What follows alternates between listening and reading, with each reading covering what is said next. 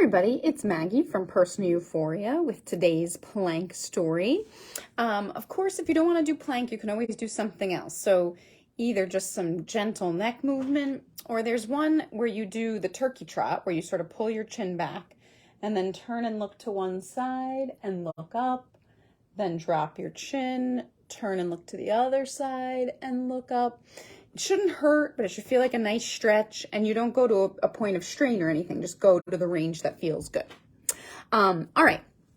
So years ago, before I started Personal Euphoria, I worked at the Mark Twain House and Museum as the Assistant Director of Education. And I basically was an event planner. I worked to book the school groups and community events like lectures and concert series.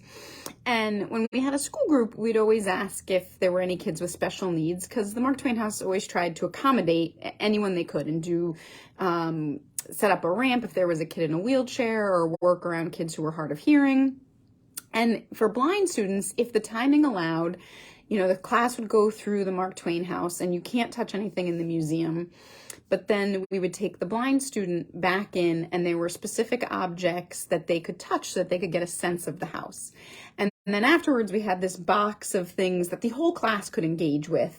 And one of the items was black lace fabric. And a student had come, and she was blind, and we did the tour, and we were in the phase where we were in a classroom going through this stuff in this box, and she's feeling this lace fabric, and she says to me, "Oh, what beautiful butterflies." And I was like, "Oh, that's sweet." She's like creating that she sees butterflies in it, or in her mind's eye, that's what she sees, and that's kind of neat, and very sweet was my thought. And we finished the program, and I saw the school group off, and then I went back to clean up. Now, again, I've done this program a lot. When I'm picking up and putting everything back in the box and I pick up the black lace, for the first time, I see that she was right. The pattern in the lace was a pattern of butterflies, and I had never seen it. And it's just a reminder sometimes, the distraction we go through with life. I always think of how this blind student helped me see something that was right before my eyes. Also, that my initial response was like, "Oh, how sweet," not to fully take her seriously in what she was seeing that I couldn't see.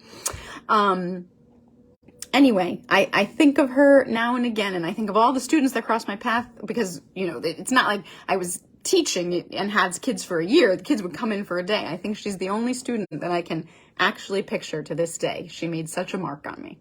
Anyway, I hope, as always, you have a wonderful day and keep moving.